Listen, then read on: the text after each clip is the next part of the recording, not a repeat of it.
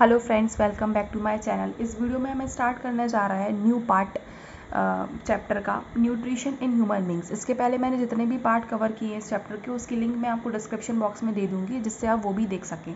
साथ में ही इन नोट्स की लिंक भी मैं आपको इस नोट्स की लिंक भी मैं आपको दे दूंगी डिस्क्रिप्शन बॉक्स में, जिससे आप ये भी नोट कर सकें, इसको आप पढ़ सकें, आपको एक्स्ट्रा टाइम वेस्ट ना करना पड़े फिर से नोट्स बनाने में। ये जो नोट्स बने हुए हैं आपके प्रदीप में से और प्लस आपके एनसीईआरटी से बनाए हुए हैं, तो आपको कुछ भी दोबारा पढ़ने की ज़रूरत नहीं है। ये नोट्स आपके लिए सफिशिएंट है। इनकी हेल्प से आप हर तरह के क्वेश्चन सॉल्व कर लेंगे और आपके जो बेसिक कंसेप्ट हैं वो भी एकदम क्लियर हो जाएंगे। तो हम बिना देरी करे स्टार्ट करते हैं न्यूट्रिशन इन ह्यूमन बींग्स। अब हम देखते हैं कि जैसे हमने अमीबा में देखा कि कैसे डाइजेशन होता देखा कि कैसे 4 प्रोसेस होती है न्यूट्रिशन इन अमीबा, हम सिमिलरली ह्यूमन बींग्स में देखेंगे। हम ह्यूमन बींग्स में देखेंगे कैसे फूड अंदर आता है, कैसे डाइजेस्ट होता है, हमारे एक चीज़ इसमें देखेंगे।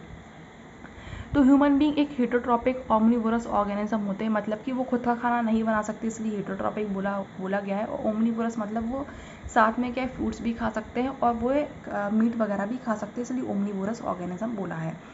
The essential component of human diet are water, carbohydrate, fat, minerals and vitamin.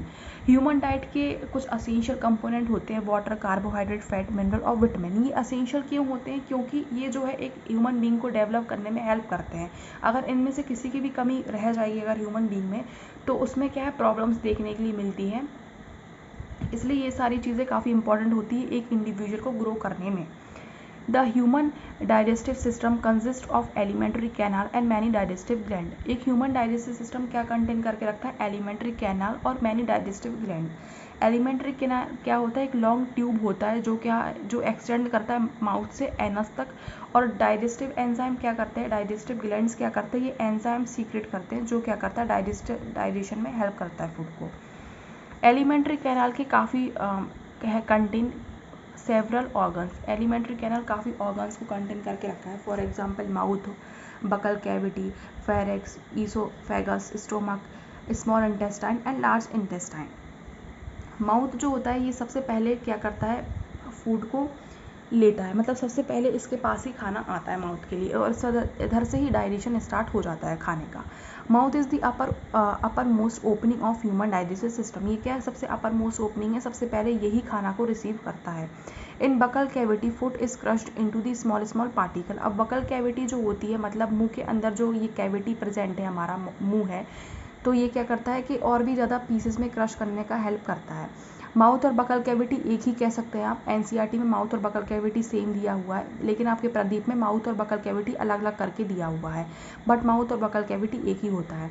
तो जैसे बकल कैविटी के अंदर खाना आता है, जो हमारा मुंह होता है उसके अंदर खाना जैसे आता है, तो क्या है कि स्मॉल पीसेस में वो क्या होता है? ब्रेक डाउन होने लगता है with the help of teeth. जैसे आप इमेजिन करेंगे, जब आप खाना खाते हैं, आप एक बाइट लेते हैं, तुरंत ही क्या होता है कि आपका जो माउथ होता है, आपका जो टीथ होते हैं, वो स्टार्ट वर्किंग करने लगते हैं, वो फूड को बहुत स्मॉल पार्टिकल्स में ब्रेक करने लगते हैं with the help of teeth.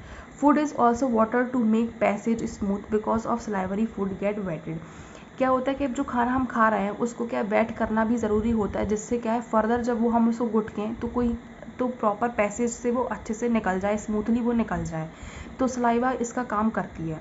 Saliva gas secreted by the salivary gland. Saliva कौन सीक्रेट करता है? सलाइवरी ग्लैंड सीक्रेट करती है सलाइवा।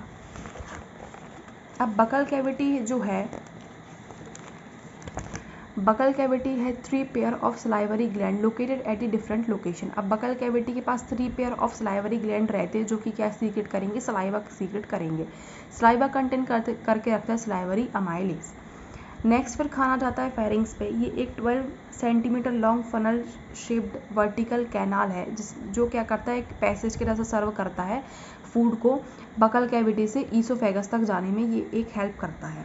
फिर तीसरा जो होता है, ईसोफेगस में खाना आता है। तीसरे स्टेप में ईसोफेगस के पास खाना आता है। अब जैसे आप इमेजिन करेंगे, जब आप खाना खा लेते हैं, आपका प्रॉपरली डाइजेशन हो जाता है माउथ में जितना होना होता है, उसके बाद जो है आपका खाना कहाँ आप गुटकते हैं, तो वो क्या है? ईसोफेगस से होके स्टमक में जाता है। तो थर्ड स्टेप क्या है? ईसोफेगस में। ईसोफेगस एक नया तरीके का मूवमेंट शो करता है, जो कि क्या होता है? पैरास्टैटिक मूवमेंट होता है। इसमें क्या होता है? Contraction and expansion movement of wall so that particular partially digestive food is push forward.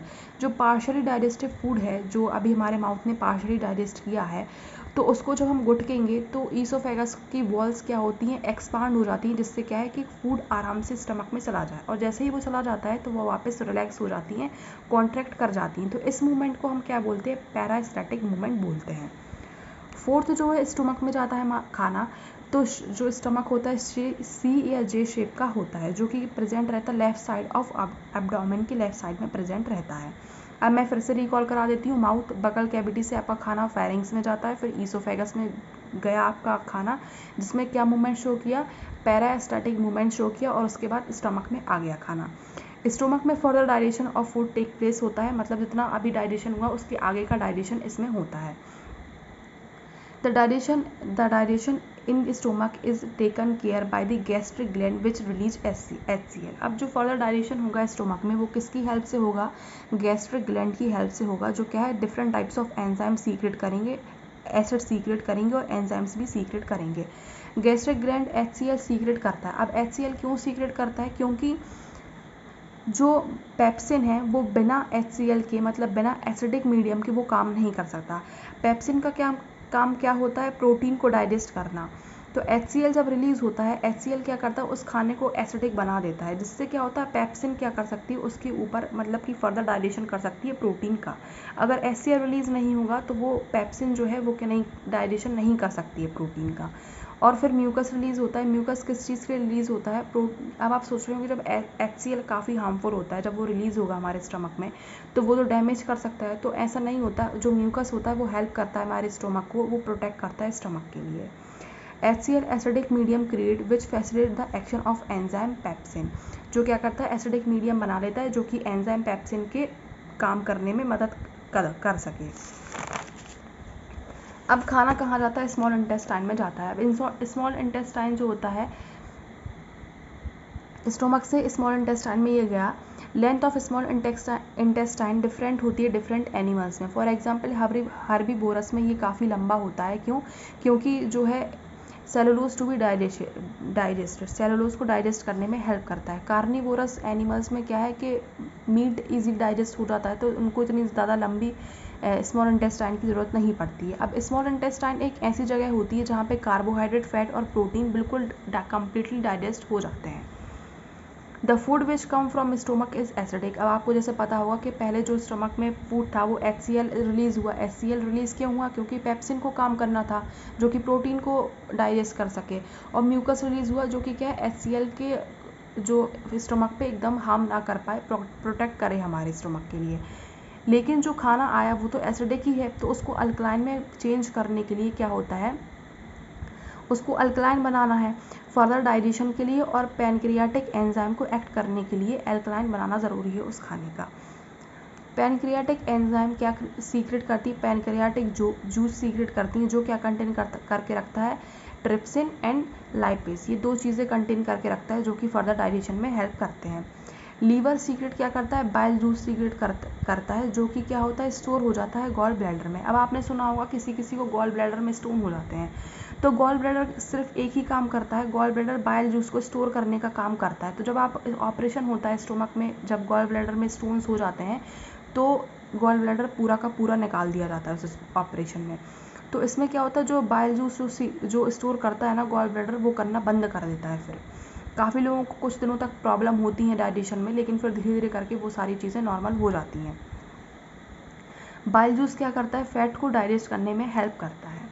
The wall of small intestine contain gland with secret intestinal juice for complete digestion. Small intestine की जो walls होती हैं वो क्या glands contain करके रखती हैं, जो कि एंजाइम्स को सीक्रेट कर सके फर्दर डाइजेशन के लिए। प्रोटीन किस में कन्वर्ट होता है, अमाइनो एसिड में, कार्बोहाइड्रेट ग्लूकोज में, और फैट फैटी एसिड में कन्वर्ट हो जाता है। All these products are soluble in water and very easily observed by the wall of the intestine, which contain blood capillaries। अब ये जो चीज़ें चेंज हुई हैं ये सारी सॉल्युबल होती हैं वाटर में, और काफ़ी इजीली जो स्मॉल इंटेस्टाइन है इसको इन न्यूट्रिशंस को क्या है अपने अंदर ऑब्जर्व कर लेती है। अब एक लीफ लाइक स्ट्रक्चर प्रेजेंट रहता है डिओडेनम में, ये एक पार्ट होता है स्मॉल इंटेस्टाइन का, जो कि क्या है फर्दर अब्जॉर्प्शन करता है और enhance the capacity of absorption by the walls of the small intestine, further absorption में हेल्प करता है फूड को। फूड की न्यूट्रिशन लेने में ये हेल्प करता है और अब्जॉर्व कर लेता है न्यूट्रिशंस को उस डाइजेस्टिव फूड से। फिर 7th आता है large intestine. The unabsorbed food is send into the large intestine. जो अनऑब्जॉर्ब फूड है वो स्मॉल इंटेस्टाइन में भेज दिया जाता है, where its wall absorb more water from this material. ये जो मटेरियल सेंड हुआ है, जो अनडाइजेस्टेड फूड सेंड हुआ है, उसको लार्ज इंटेस्टाइन में भेज दिया जाता है। उस फूड से क्या है कि मोर वाटर क्या होता है, अब्जॉर्व कर लिया जाता है। लार्ज इंटेस्टाइन वो वाटर को अब्जॉर्व कर लेती है। The rest of material is remove from the body by anus. अब जो रेस्ट ऑफ दी मटेरियल होता है वो रिमूव कर दिया जाता है बाय दी बॉडी एनस से। आई होप आपको वीडियो पसंद आई होगी। लाइक कमेंट एंड सब्सक्राइब करना ना भूलें। एंड आपको जो भी डाउट होंगे आप बता सकते हैं, मैं उनको क्लियर करने में हेल्प करूँगी।